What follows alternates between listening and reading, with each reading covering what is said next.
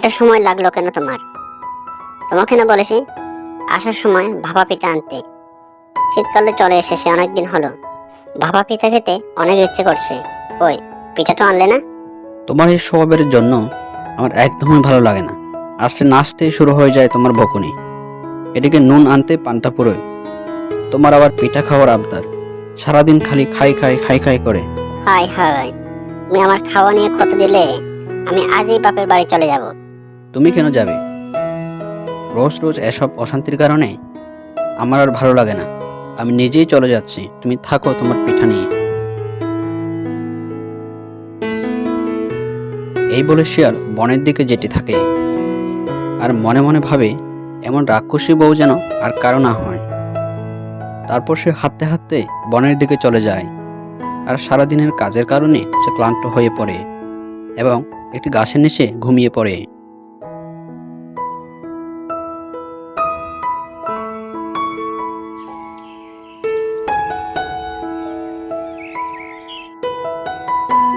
ঘুমাতে ঘুমাতে কখন যে সন্ধ্যা হয়ে এলো সে বুঝতেই পারল না।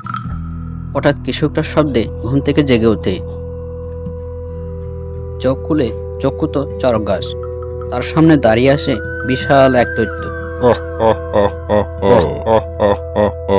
কতদিন শিয়ালের মাংস খাইনি, কতদিন পরে একটা শিয়াল পেলাম। আজ তোর ঘাড় মদকে তোকে হালুয়া বানিয়ে খাবো। আজ আর তোকে সারবো না। শিয়াল তো এসব দেখে খুব ভয় পেয়ে যায়। তখন সে দৈত্যকে বলে, আমার ঘাড় মদকে তোমার যা ইচ্ছা করে নাও, আমি আর বউয়ের জ্বালায় বেঁচে থাকতে পারছি না। তুমি তো আমার শুধু ঘাড় মদ খাবে, ওদিকে বউ তো আমার সারা শরীর পিঠা বানিয়ে খেয়ে নিল। তার চেয়ে ভালো তুমি আমাকে খেয়ে নাও, তাহলে বউয়ের যন্ত্রণা থেকে বাঁচে। এ বলে শিয়ালটি কাটতে থাকে। দৈত্য তো শিয়ালের কথা শুনে খুব অবাক হয়ে যায় এবং মনে মনে বলে, অন্যরা তো আমাকে দেখে ভয়ে পালিয়ে যায়, আর এই তো না পালিয়ে তাকে খেয়ে ফেলতে বল। একটা নিশ্চয় কোথাও গন্ডগোল আছে। আহারে বেচারা শিয়াল, বউয়ের যন্ত্রণায় মরে যেতে যাচ্ছে। আচ্ছা ঠিক আছে, বল তোমার কি সমস্যা, আমি তোমাকে সাহায্য করব।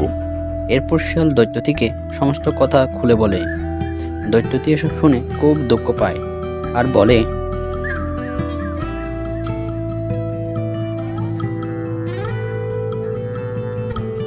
এই নাও, এই ফলেতে জাদুর বীজ আছে, এটা নিয়ে বাড়ি যাও আর এটা মাটিতে ফুটে দিও, আর কালকে দেখবে কি হয়। ধন্যবাদ রাক্ষস ভাই, আমি আপনার প্রতি কৃতজ্ঞ থাকব।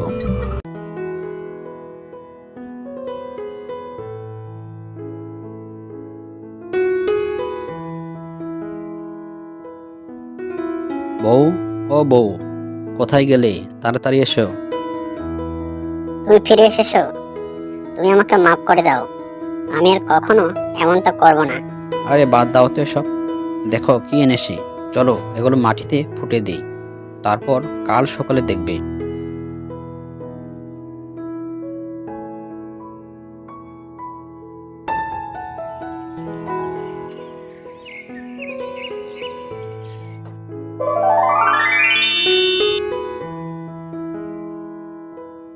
ও মা, এই যে কতগুলো পিঠা! এটা জাদুর পিঠার গাছ। এবার আমরা পিঠা খেতেও পারবো আর বিক্রি করতেও পারবো। হ্যাঁ বউ, তুমি ঠিক বলেছ। আমি আজই যাব বাজারে পিঠা বিক্রি করতে। মন্ত্রী শিয়াল, ওকে জেলখানায় বন্দি করো।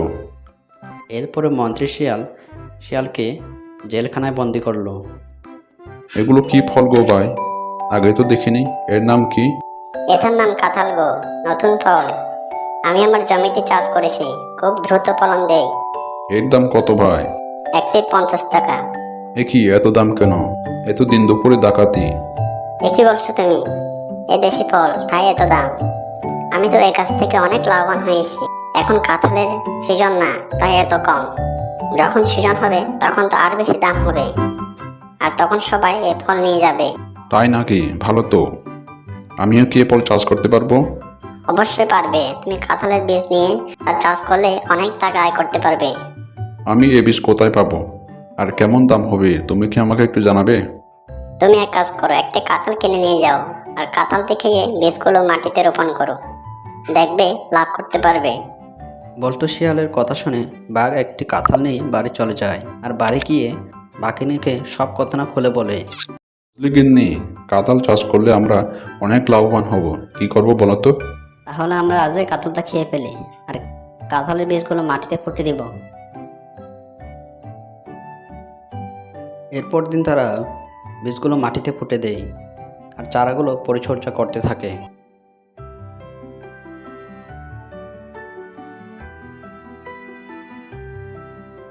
দেখেছো গিন্নি, কত সুন্দর সুন্দর কাঁঠাল।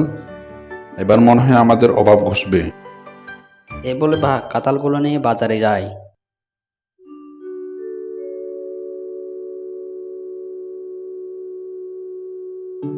আর কাঁঠালের খুব ভালো বিক্রি হয় আর বাচ্চাদের জন্য ভালো ভালো খাবার আর পোশাক নিয়ে আসে। একদিন এক শিয়াল বাঘের জমির পাশ দিয়ে যাচ্ছিল। সে দেখলো বাগার জমিতে নতুন নতুন ফল। এ দেখছি নতুন ফল, আগে তো দেখিনি। বাহ, অনেক দামি ফল মনে হয়। এ ফল আমি দূরের বাজারে বিক্রি করলে অনেক টাকা আয় করতে পারবো। এরপর দিন কালো শিয়াল বাঘের আসার আগে সব কাঁঠাল নিয়ে চলে যায়। এরপর বাঘ তার কাঁঠাল বাগানে এসে দেখে একটি কাঁঠালও নেই আর সে বুঝতে পারে শিয়াল এই কাঁঠালগুলো চুরি করেছে। তাই সে সিংহ মহারাজের কাছে বিচার দেয়। সিংহ মহারাজ বাঘ এবং শিয়ালকে তার গুহায় একসাথে ডাকে। মহারাজ, শিয়াল আমার সব কাঁঠাল চুরি করে নিয়ে গেছে। মিথ্যে কথা মহারাজ, আমি চুরি করিনি। এ বাবা মা, তুমি কি আমাকে কাঁঠাল চুরি করতে দেখেছ? তুমি শুধু শুধু আমাকে মিথ্যা দোষ দিচ্ছ। মহারাজ, বাঘের কাছে কি এমন কিছু প্রমাণ আছে যে আমি কাঁঠালগুলো চুরি করেছি? বাঘ, তোমার কাছে কি কোনো প্রমাণ আছে? আগে প্রমাণ নিয়ে এসো, তারপর আমি বিচার করব। বাঘ সিংহের কথা শুনে মনের দুঃখে বাড়ি চলে যায়। এদিকে সিংহের শিয়ালের উপর সন্দেহ হয়।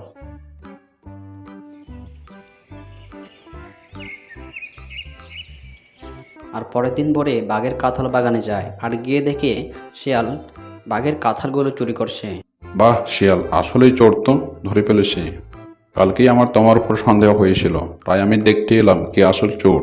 আসলে আমার ভুল হয়ে গেছে, এবারের মতো আমাকে মাফ করে দেন মহারাজ। আমি আর কখনো চুরি করব না। চুপ, মিথ্যাবাদী শিয়াল। মন্ত্রী শিয়াল, ওকে জেলখানায় বন্দি করো।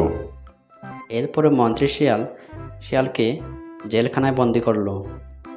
আমি তাহলে গেলাম। ঠিক আছে মামা, কিন্তু আবার কোনো ঝামেলায় পড়ো না যেন।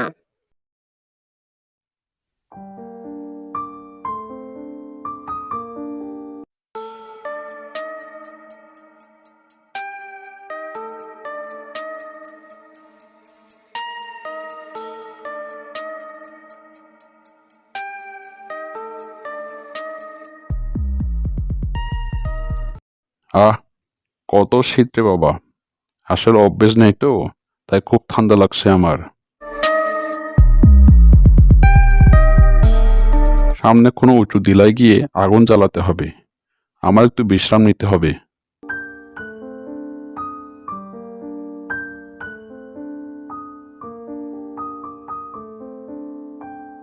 আহা, কি সুন্দর বরফের রাস্তা।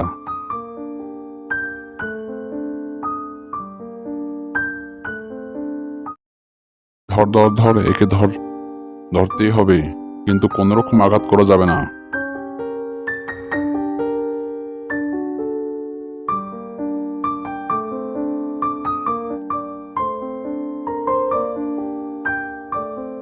মনে হয় কেউ বা কারা শিকার করছে।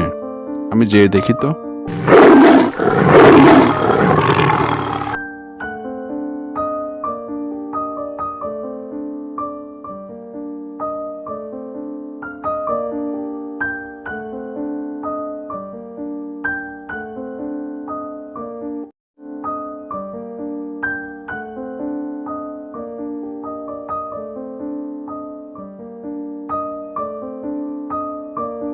এই সরে যা আমাদের সামনে থেকে, আমরা ওই ডাইনোসরকে ধরতে চাই।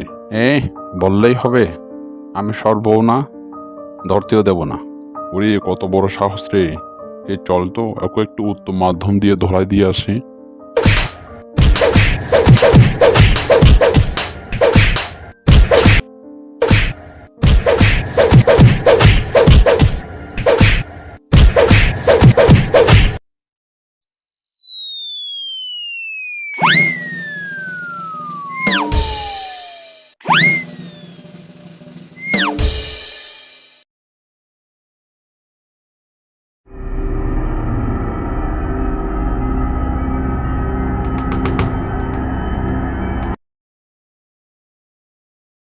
তো চলে এসেছে। সকাল সকাল তালের বড়া খেতে কত যে মজা হবে না। কিরে, বাঘ মামা যে, কি মনে করে? ইয়ে মানে বাজারে যাচ্ছিলাম, ভাবলাম অনেকদিন তো এদিকে আসা হয়নি, তাই একটু তোমাদের দেখতে এলাম আর কি। আহা হা হা, কত দরদ আর দরদ, দরদ একেবারে উপসে পড়ে যাচ্ছে।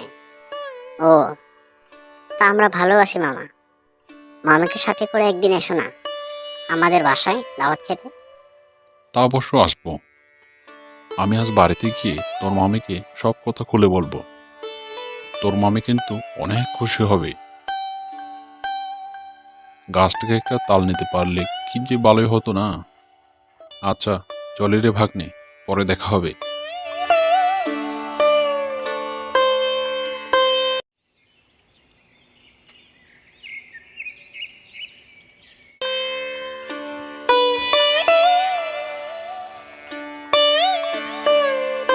কই গো ভাগ্নে, বাড়িতে আসো নাকি?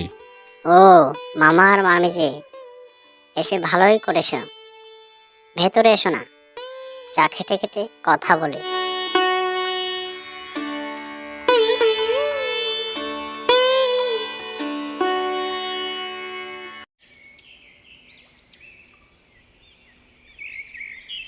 সবাই তো ঘুমিয়েছে, যাই একটা তাল পেরে আনি, তারপর মজা করে খাবো।